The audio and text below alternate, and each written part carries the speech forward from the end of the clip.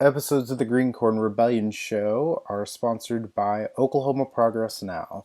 Oklahoma Progress Now is a 501c4 organization focused on building progressive power in Oklahoma. Their primary efforts are on developing progressive content for a 21st century audience, coalition, and capacity building across progressive organizations and causes, and working to see elected leaders who are more responsive to their constituents and the needs of the many. Areas of focus include progressive messaging and communications, coalition building and resource sharing, and focused progressive policy goals. You can check out their Twitch live streams, and they go live on Facebook on at noon, Monday, Wednesdays, and Fridays. Please support this organization. It's a really great organization. It's just getting started here in Oklahoma. Thank you. Now enjoy the rest of the video. Hello, this is the Green Corn Rebellion Show, and today I'm here with Farron Cousins, who's one of the hosts of the Ring of Fire Radio. How are you doing today? I'm doing well. Thanks for having me. Good. So, first question I have here is, where are you from and where did you grow up at? Well, actually, I'm from right here where I am right now, the kind of double city area of Pensacola and Gulf Breeze, Florida. Went born here, lived a small portion of my life in Alabama. Um, I think I was between the ages of 3 and 7, maybe. Um, so that was interesting. I mean, even though being that young, like I still remember that very vividly because it's a whole different country for people who haven't actually spent time like in the real South. Like it's an adventure, and it's not all horrible, but a lot a lot of it can be, especially today. But anyway, that's whole nother story. But went to the University of West Florida here. Um, and I've just kind of hung around.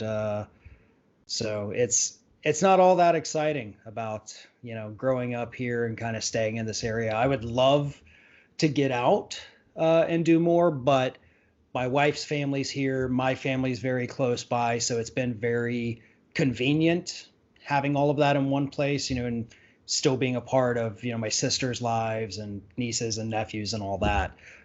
So we're pretty tight family, and that's a good thing to have. All right, that's cool. So, what has helped form your politics over the years? I would say a lot of it has to do with experience. My dad worked at the telephone company for 35 years, I believe it was. He was a union guy. At one point, he was not a union leader, but kind of in the leadership of it. And so, it'd be like every Wednesday evening, like, oh, okay, we got to do dinner early. He's got to go to his union meeting. And we always had, you know, health care. We had dental care, going to the doctor, going to the dentist. Never thought that there were people that didn't have that. But then, we were also probably decently middle class. I wouldn't say solid middle class, but, kind of in the same position as a lot of people, like one bad day Mm-hmm. and suddenly you're pretty bad underwater. We had what we needed. We literally never took a single vacation growing up, except to like drive to my grandparents' house and stay there for a weekend. That's what we considered vacations because we didn't have money to do that. So when you grow up like that and you see like, oh wow, yeah, we have healthcare and everybody we know has healthcare because they all worked at the phone company too. Didn't realize at the time it was because my dad and his coworkers, they had to get together and they had to bargain for these things. But I learned that around the time I got into high school, and I was a senior in high school for the 2000 election, Bush v. Gore. And in Florida, obviously, we became the epicenter of it. The high school was quite a bit of a hotbed because we had, the hardcore Bush people, and unfortunately, they outnumbered the Gore people. So our whole senior class really was just kind of going at each other's throats over that. And I realized at that point, like, I love that. I love having these arguments with these people. I love making my case about it. And so having that with the political aspect of it, not just the, you know, working class side of it, that's when I kind of put everything together. It's like, okay, I'm definitely on the left side of things and I want these things for people. And then, you know, through college, a political science major, learning a little bit more of it, even though most of it's really not even that useful. But there were some decent things with it. And eventually going to work at Ring of Fire, working around trial lawyers with Mike Papantonio, that's what definitely sealed the deal. Because these are people, and some of them, you know, were just like a year or two older than me at the time. They were working 70 hours a week. And yeah, they were making a ton of money, but they would also have to go out of town for 3 months at a time, stay in some of the worst hotels you could imagine because they're doing a trial for a little old lady who got cancer because she lived next to the paper mill. And they put everything into fighting for this little woman, and just watching that and seeing how these corporations are screwing people over and actually helping out on some of the cases, going through the documents and seeing what these companies say, you know, when they think nobody's looking, when they think they're not going to have to face their words again. It's so much worse. It is so much worse than what people think. You know, most of these documents are sealed, so we can't talk about them, and the public's not going to get to see them. But just try, like it is, you can't imagine. You really cannot imagine how bad the behavior is. So all of that put together has really formed who I am, and you know which side I'm on here. All right. How did you get started with Ring of Fire? That's actually a fairly interesting story. At the time, I was waiting tables at TGI Fridays. I was in my senior year of college, really had no idea what I was going to do. And my brother-in-law called me up and he said, "Hey, I know you don't like waiting tables. We had started this little radio show, and the guy we had doing research, he's got to go back to school." This was August, and he went to college out of state. So he said, "Hey, he's got to go back to school. You want to come and do this instead?" So I said, "Yeah, sure, I'll do it." And I went in the next day, did an interview with Mike Papantonio. And instead of sitting there and asking me a bunch of questions, he said, "What do you know about this topic?"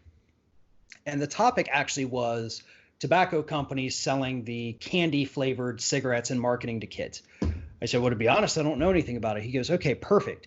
Come in tomorrow with a file on it. Put together what you can. I'll take a look at it. If it's good, welcome aboard."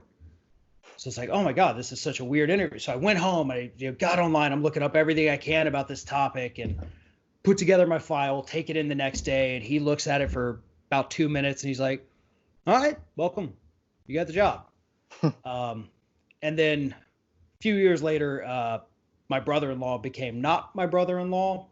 So things were kind of very awkward at work for about 2-3 years. But, you know, we all moved past it. He's a good friend. And I'm still there. He's still there. We're the only two original people from Ring of Fire that are still there. And it's a very small crew. It's 4 people. So it's very tight knit, and we enjoy it. But yeah, so that's the weird story of how I came to find out about it. My then current, now former brother-in-law just said, "Hey, maybe you'd like to do this." And I thought, yeah, maybe I would. And it's worked out pretty well. That's cool. I'm glad it worked out. So how did you feel about doing progressive commentary and journalism prior to 2016, before the progressive movement became more bigger and had more outlets? You know, it was always a struggle, you know, because there was only a handful of folks out there doing it, really, at least on the same level that we were. And I don't want to make us sound like we were on a different, but you know what I mean? Like, Yeah. we had a show on Free Speech TV. We had the nationally syndicated radio show. So we were, big for something that was super tiny. And it was a lot easier too, because then it truly was like left versus right. Democrats are good, Republicans are bad. That's all we have to say and just give examples. But when 2016 kind of came around, in addition to a bunch of new voices coming out there, which is fantastic, the parties themselves, Republicans, just got worse. Like, there's no question about that. But then you start to see the Democratic Party breaking up a bit too, and it's like, well, hold up, like you're pretty bad. Why are you here? Shouldn't you be over with these folks? You're actively trying to not help people and instead help corporations. So, and that's when you saw the media on the left really start to kind of split up as well. And there's obviously, as we all know, like there's varying degrees of it too. So we have some folks who are like, no, I'm not a fan of the super left, the Bernie Sanders crowd, and they're more in the center. And then you have the ones who say Democrats are just as bad as Republicans and burn it all down and start over new. And I'm not quite there. I mean, sometimes I see things happen and I'm like, you know what? Y'all are going to push me there, but I'm not there yet, but I'm certainly not one of those Democrats can do no wrong type people. When they screw up, I'm going to call them on it. And I'm going to do that not because I hate them, but because I want them to do better. And I think that's the difference. It depends on where you're coming at it from. Are you coming from the place of hate, or are you coming from the constructive criticism side? And I always try to do the constructive criticism, but it really is like sometimes they try my patience like really, really bad. Yeah, that's kind of how I feel about the Democrats as well, and especially ever since Obama's first term or so, because I was like 10 or so whenever he got elected. I was really excited about him. And then after his first term, I was kind of like, disappointed a little. I thought he was going to be a little bit better than he was. And then, started learning a little bit more about politics in high school. And then I was like, okay, because I used to also watch Tom Hartman a lot too back then. So I saw Bernie Sanders on TV once every other week or so.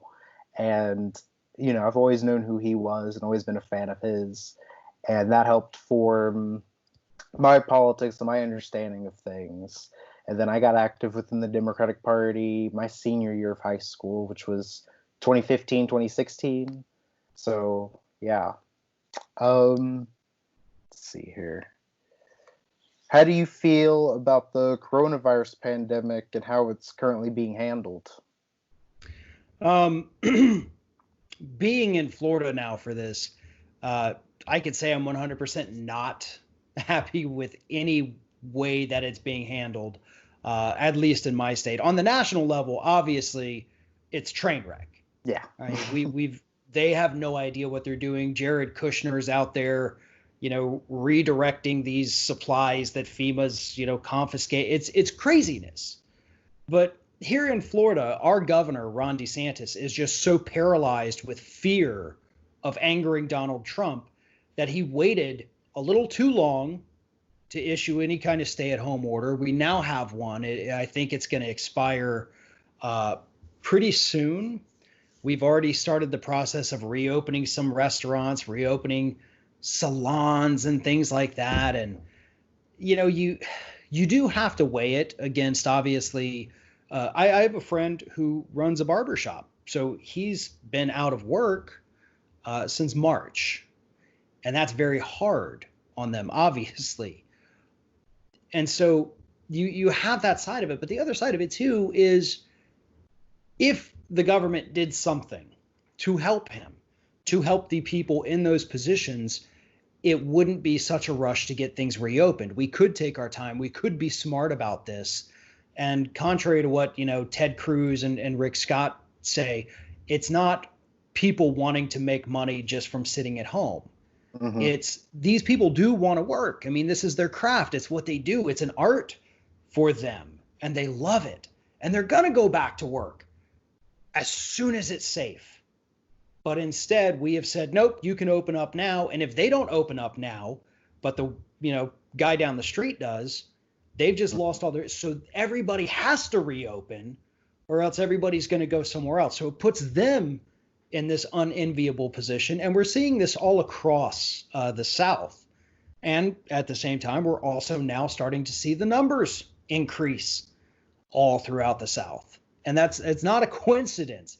It Yeah. is because of the policies that these red states have put in place. Meanwhile, you have blue states that, yeah, they've got a lot of cases. They're getting a better handle on it. We've got pure chaos in Michigan. I'm not a huge fan of Governor Whitmer, but what she is going through is absolutely, just pure insanity. Yeah. These people storming the Capitol with weapons. They found the Facebook group where they were openly talking about assassinating her. Yeah. So she is going through quite a bit, and she's been pretty strong through it. As I said, I'm not a huge fan of her, but that's just past policies, not anything coronavirus related. She's Mm-hmm. done a good job on that. The Wisconsin Supreme Court just got the news notification a few minutes ago, struck down the governor's extended stay-at-home order. That's, first of all, that goes against the 10th Amendment 100%. Yeah. I am shocked. I know it's a right-wing court, but I'm still shocked that they were able to come up with this ruling. But we're going to see this big divide. We're going to see blue states start doing much better as these red states get worse, because the red states are the one who are giving in to the mob, which isn't even a mob. Nope. It's 10% of the public at large, and they're acting like it's, everybody in the state saying, put us back to work. No, most people are saying it sucks, but we want to stay home. Mm-hmm. Yeah, fun fact, the lieutenant governor of my state, Oklahoma, he went to Florida for spring break. So Oklahoma has not been handling this very well at all. Probably worse than pretty much all the other states. Took until, I don't know, beginning of April to have a stay-at-home order. Oh my And goodness. then last week we started reopening everything, so technically we weren't even closed for a whole month. And so yeah, and it's just awful. And then the state Supreme Court struck down the notary requirement for absentee ballots, so we can do mail-in ballots without having to go get a notary. And then our state legislature, they passed a bill earlier this week or last week saying that we have to have a photocopy of our IDs mailed in with our ballots if we're going to do mail-in ballots. And my State Senator Ron Sharp, he argued on the state Senate floor that voting is a privilege, not a right, and cited the 1965 Voting Rights Act in order to claim that. I'm not quite sure exactly how he did that, but that's what he did, and it's pretty crazy. So yeah, that's what's going on here in Oklahoma. Oh, that is awful. But you know what? It is very nice. Because I'm, like I said, I'm down here in Florida. You're in Oklahoma. We've got Ben Dixon in Georgia. And the reason I bring that up is because it was actually brought up to me by Jeff Waldorf not long ago. There's not a whole lot of us outside of kind of the East Coast or West Coast, doing the political commentary. So he had said, it's really nice to kind of get these other fresh perspectives. And it really does, to a degree, change the way you look at things, because it is far different, living in one of these red states as it is opposed to living in a, much nicer, differently run blue state. I think in my whole lifetime, I've only lived under one Democratic governor ever. So, well, same here.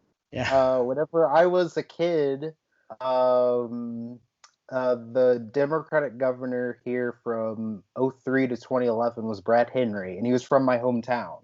And so that was the only Democratic governor we ever had since I've been alive here in Oklahoma. Yeah.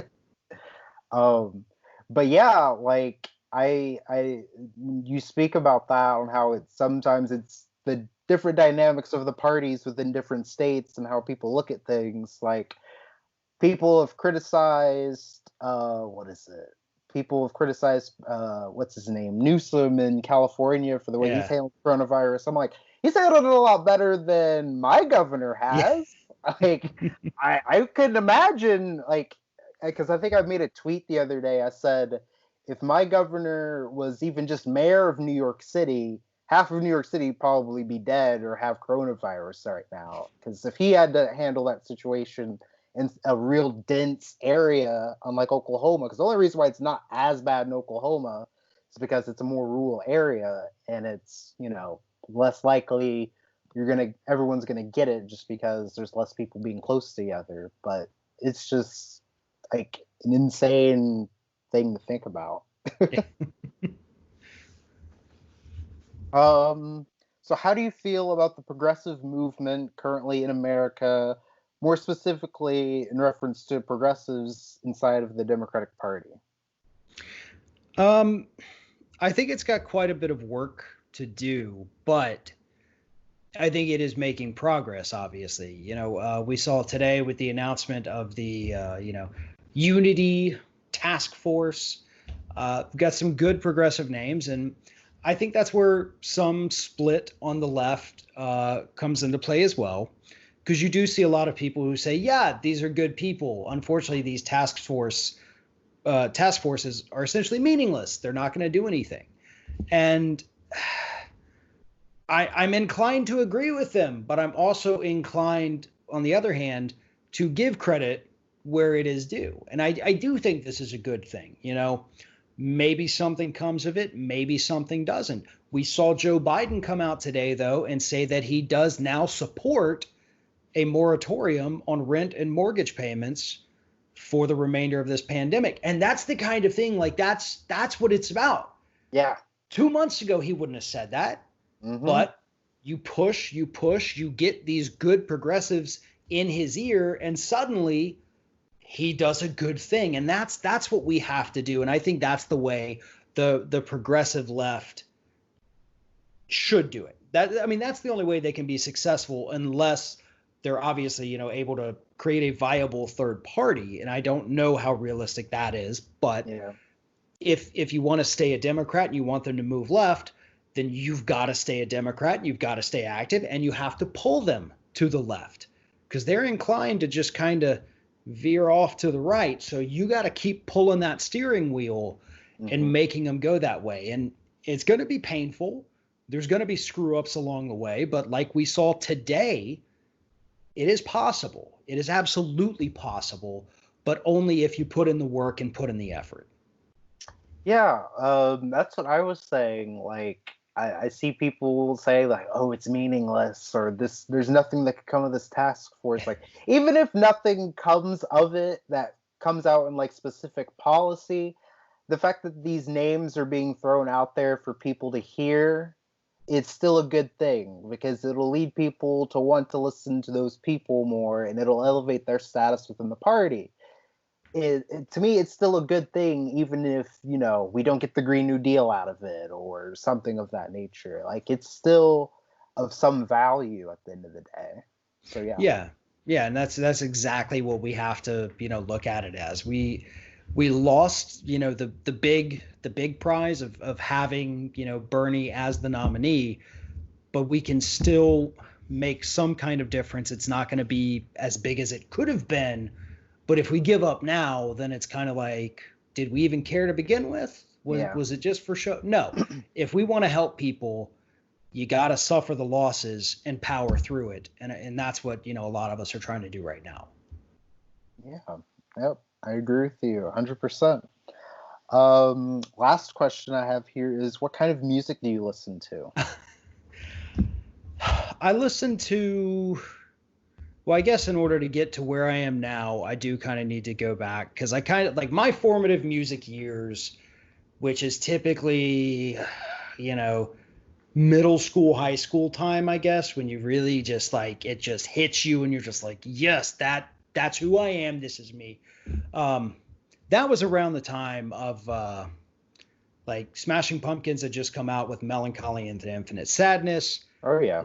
That that one got me and kind of got me into that whole, alternative genre. I had heard it, prior to, had some CDs, but that one sucked me into that. And then I think it was about ninth grade, actually maybe eighth grade. My sister had a CD, and it was Blink 182, and I was like, "What is it? What is? I love this.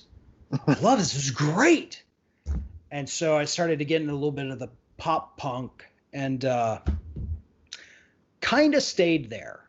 But it's a lot of what am I feeling today? Because I want whatever I'm feeling to be reinforced by the music. Sometimes it's a country song. Sometimes it's like Christina Aguilera.